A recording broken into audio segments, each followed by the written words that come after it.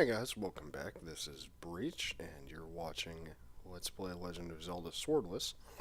Last time, we got the candle, got us some bombs, and we took on level 2.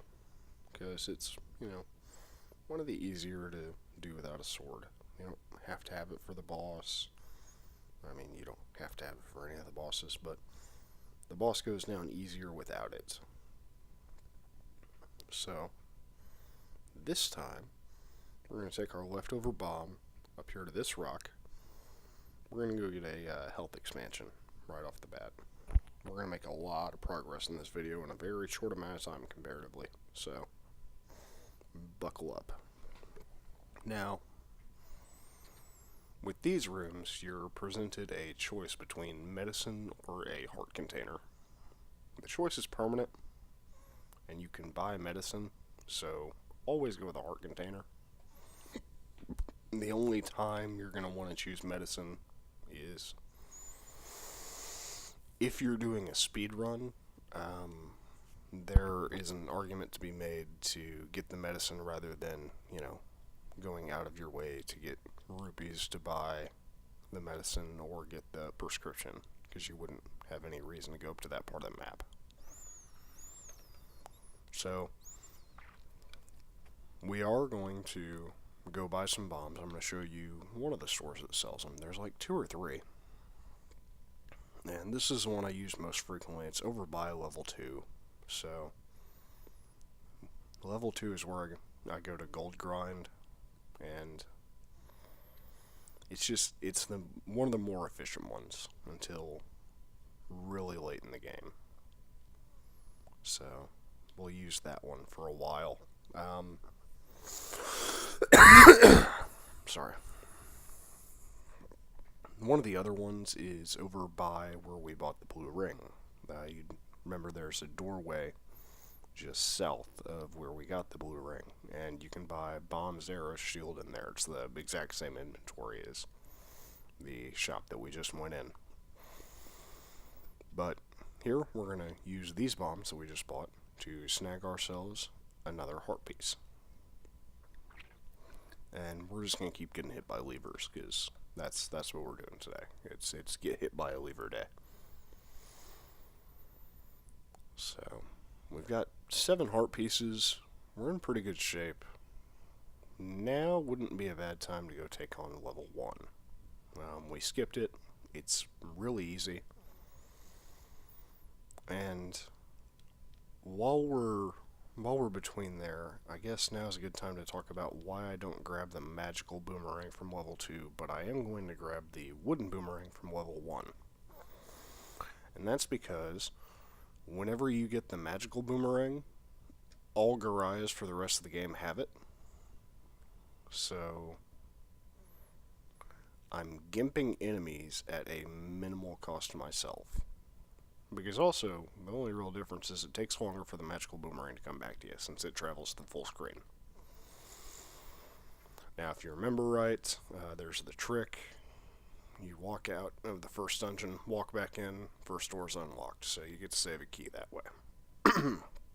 The reason that is because the way the game's coded, it sees you walking out a door that otherwise would be locked, because you're walking down, out, and it tricks the game into thinking that you unlocked that door, essentially.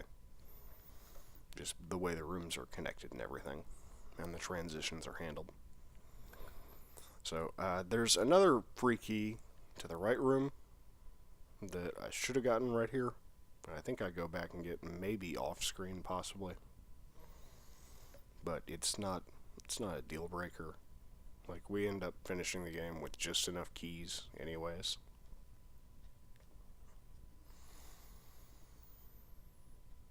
And here I'm keeping track of my enemy counter because I only have 2 bombs.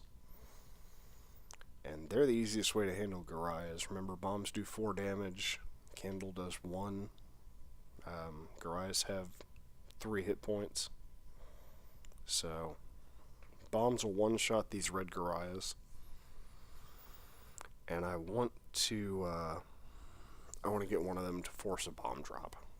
So, I haven't been counting along in commentary. Maybe you have, watching along. But you're going to see a forced bomb drop. Then you're going to see a lucky bomb drop. So I want to get 2 of them with this first bomb. Doesn't happen. He ends up stopping and backing up. And then I say, well, screw it. I'm going to have enough bombs anyways. And hey, bonus bombs. And wooden boomerang. Now, if you'll remember, to the right here and north, well, right, we have wall masters, which are assholes. And to the north of here is the boss. But I don't have this dungeon's item. So I have to do a little backtracking as soon as I get rid of all these wall masters. And best strat for them, they won't come out unless you're right against the wall. So just sit against the wall and boomerang them, and you'll hit the whole group. And then you can just take them all out in one fell swoop. If I'd wanted to reposition myself, I could have saved a bomb and used the candle. But, I mean, we're in good shape on bombs. I just need 2 to finish off the boss here. So, I'm not in any gigantic, bomb dearth. Another reason I want to get the boomerang there is because I can just stun and walk through enemies by using it. So that's going to really help our dodging and our mobility. It doesn't work on all enemies. Obviously, you can't use it on Wizrobes or Dark Nuts, but for the first half of the game, it's going to make a huge difference. Plus, rooms full of bats and gels, I can clear them out without having to transition the screen to get more charges on the candle or having to waste bombs. So, I mean, the wooden boomerang is really a no-brainer. And here, we move back to our bombs. We're going to go finish up Dungeon 1, move on to Dungeon 3. Now, I'm going to get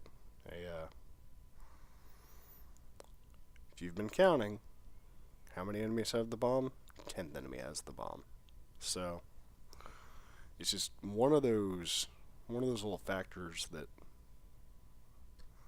drives you a touch crazy while you're playing, just trying to keep up with. And then it makes getting hit that much more of a tragedy. Now, I do have to take forced hits, which is another reason to get the blue candle, to mitigate the amount of damage I receive from forced hits, but I don't have to worry about keeping up full health for, a sword beam. Which is really, really nice. I think that's actually one of the best features about this run, is you don't have to worry about that. You can walk around at like 1 heart if you want to. I mean, I wouldn't recommend it, but you could. And Aquamentus, very easy. Just takes 2 bombs. And ever since I was a little kid, I always grab every fairy that comes on screen, whether I need it or not. It's like I feel like I'm freeing the fairy. And then if I don't, touch the fairy myself, they'll capture it. It's dumb, but it's one of those things that stuck with me since I was a little kid. The other benefit to the boomerang is, like I mentioned in the last video when I was talking about handling Gorias, I can stun enemies to keep them in place for my handle to maximize the ticks of damage that it's going to do. Now, I mean, that's not going to work out right here, because it's going to knock these levers back, and then I go walk into the fireball anyway. Damn sniper over there. But you get the point. I mean, it's a really powerful combo, and that's kind of the theme for this run is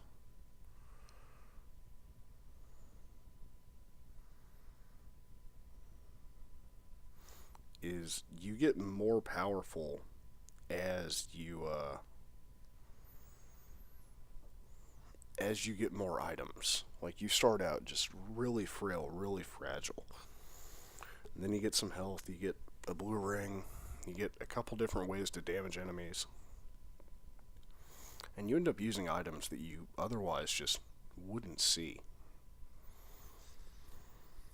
And now we're on to level 3. And if I remember correctly, there's a bit of a minor tragedy in this one. I finish off Manhandler with one bomb first time. A very hard skill shot. And accidentally walk back through the bomb wall and have to fight him again because his death animation hadn't finished playing before I left the room. So, one of the things that I need to get better on is the Zols and Gels, where they count on the 10 hit counter. So, I mean, they should theoretically count as 3 kills, but I don't force a bomb drop there. So I think I was killing them fast enough that it only counted for like 1 or 2 instead of 3. Because gels can drop bombs. And I need them for this upcoming room. Not this one, but the next one. Where we're going to learn what I didn't know in the previous Let's Play about bombs and dark nuts. Now, previously, I had said I don't like using bombs on dark nuts because the damage seems random. Well, the damage is not random at all. The bomb damage is dispersed based on what direction you're facing whenever you place the bomb. So it's going to one-shot the enemies if you're facing in a direction that would be their back or their side. Like there, I expected him to follow me, is why I hit that. And see, he was facing up while I was facing down. It counted as, if I had hit his shield. Fortunately, there's free bombs up over here. Just for killing some keys. So that's one benefit. And honestly, you probably could have come to this dungeon first. It's a bit less guaranteed of a victory than Dungeon 2. If you walk in here and just collect these 4 bombs, I mean, it's super possible to kill those dark nuts in this room just south of here with 4 bombs, but like you saw, I was not able to do it. So it's at least moderately difficult. And fortunately, we get a bomb drop off of that one. I wasn't paying attention to see if it was a 10th enemy had the bomb situation or not. And we doubled up on that bomb, so we're in good shape.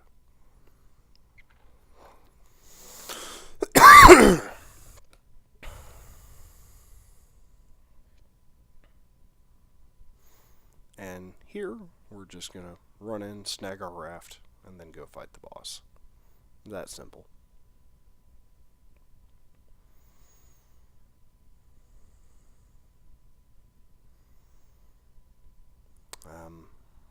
There we go.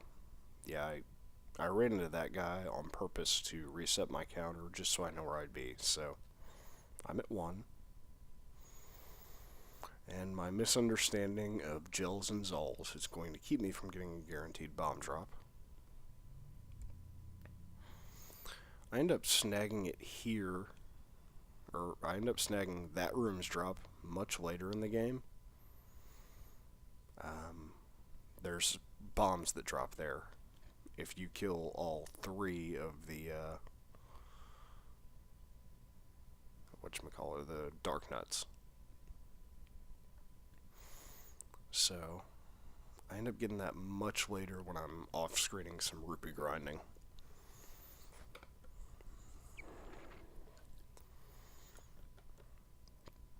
Because after you get the wand, the Zols end up being little bit better of a rupee grind than the ropes. Plus you can force bomb off of, yep, see there. One shot, accidentally walk through the wall. Like the hitboxes for walking through the wall is annoyingly quick.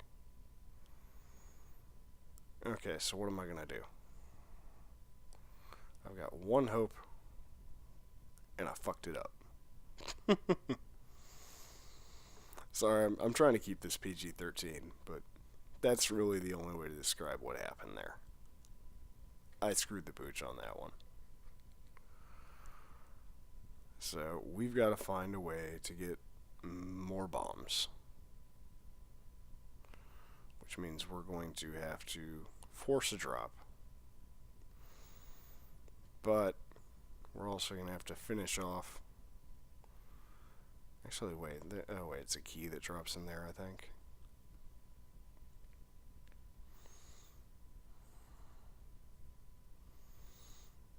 It's just really, really disheartening to have that happen. And I think I'm going to hop out and go buy bombs real quick. Just because of how frustrating that was. Either that or I will go grab some off a mob one. I can't remember, actually. Regardless, we did the bomb conservative part. And this will be kind of a running theme. Is I do half the dungeon, hop out, have to acquire more bombs, do the other half. Yeah, I'm going to use the prescription on this tech type. Because that totally works.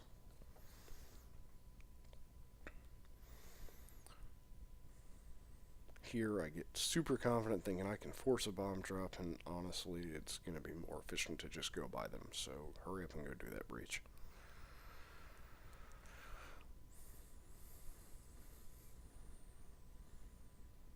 You have plenty of rupees. Now we are going to finish World 3 in this video, and we're going to do half of World 4. Yeah, you can't easily take on moblins without bombs at this point. Just go get your free health refill and go buy bombs. I'm just saying what you guys are all thinking. What I imagine the comment section is going to be filled with. Why don't you just go buy bombs? But here, we're going to see the inventory for this shop.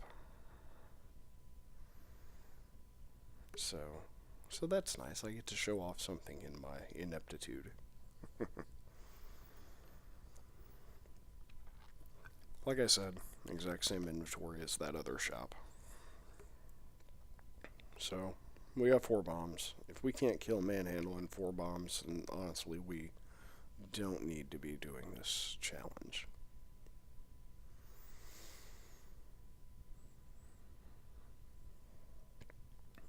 Another alternative that you could use if you're having a hard time with Manhandle, or if you need a little more oomph, maybe another item to be able to hit more than one enemy on screen without using bombs, it's if you go and buy the arrow. Now you saw it's 80 rupees, and each shot consumes rupees, so I mean it's not your ideal choice because it still factors into your resource management. However, it is a choice. So I will I'll be waiting until Dungeon 5 to do that, because I've already got rupee grinding that I have to do for Dungeon 5, and bam, I get him all in one shot again. So 2 skill shots on Manhandler. He's super hard to predict. So he's a pain in the butt. Can't remember if we actually fight another one or not. There are a couple in level 8 that are optional. But I can't remember if I take one down or not. Probably. That sounds like something I would do. You know, waste resources when I don't have to. But our next step is to do half of level 4. We just want to go in and get the ladder. We can't beat the boss of level 4 yet. Gleeok can only be hurt by sword damage or direct hit from the wand. We're not going to have the wand for a little bit. So, ipso facto, we can't do anything to Gleeok yet. And I get hit there. It's really easy to manipulate your bomb drop whenever you have a room filled with 8 bats. So, counters at 8. Which means I only need 2 kills, theoretically, to force a bomb drop. And lo and behold, Virus can drop bombs. So the next one I kill should drop a bomb. And now we're back to full. And really, the first half of level 4 is pretty simple. Here, there you go. 1, 2, 3, 4, 5, 6, 7. Come on, Breach. Actually hit it. 8. So we're back up to 8 on our kill count. 2 Virus here means a free bomb drop. So you can go ahead and kill the 1 with a bomb and not have to, oh, you got hit and reset your counter. That's one of the things you have to think about while you're doing this run. Now, this room, I don't bother illuminating it right there because I think I know better. I'm like, where the hell's the water? Oh, it's 1 tile wider than I thought it was.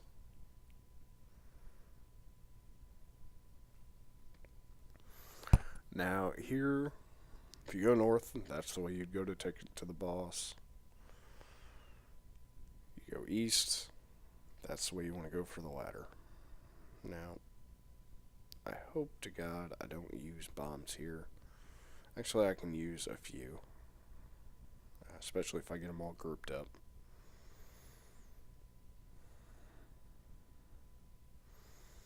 But these Vires, just their hippity-hop movements are really friggin' annoying. So my best bet is going to be to take out most of them with a bomb, and the last one with a candle and boomerang. But I'm going to go and bomb him anyway. That was a fortunate bomb drop. I don't think I was anywhere near 10 on the counter. I wasn't keeping track on postcom. And here you're going to see an example of enemy manipulation. I'm going to use 2 bombs to do it. But whenever the room spawns in enemies, it does so in a priority. It says how many enemies are in this room. Okay.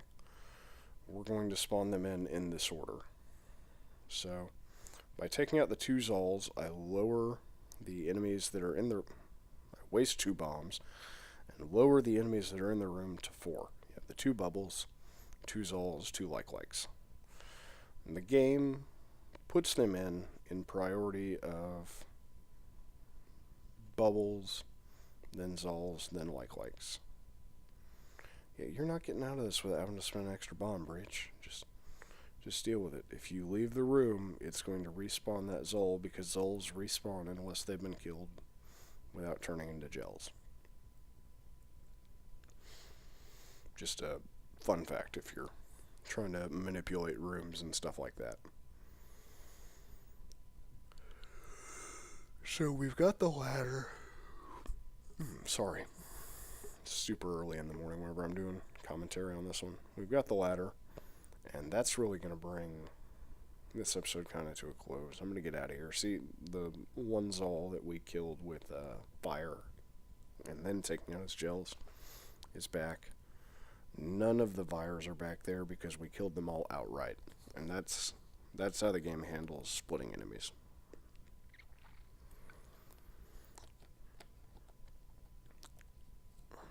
And I don't think I'm near enough to the counter for this to be effective. But, oh, definitely not now, because you walked into an enemy. The bubbles, by the way, they don't damage you. What they do is they make it to where you can't use your sword for a period of time, and they count towards your hit counter even though they don't do damage. So keep that in mind whenever you're navigating through the room, or if you're needing to reset your consecutive hit counter or your consecutive kill counter, is that bubbles are not your friend, but they can be your friend. I mean, they're kind of like that friend that stands up for you in a fight, but then goes and steals some of your crap. So we're going to manipulate one more bomb drop, get not full, but close to it, before we finish up here. And I want to kill 2 of them at once, so that I can... There we go.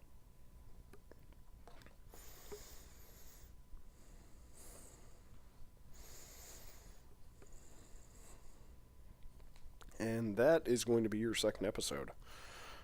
From here, we've got to save up a fair bit of money. We're going to do that over in level 2, and we'll catch you next time. Thanks.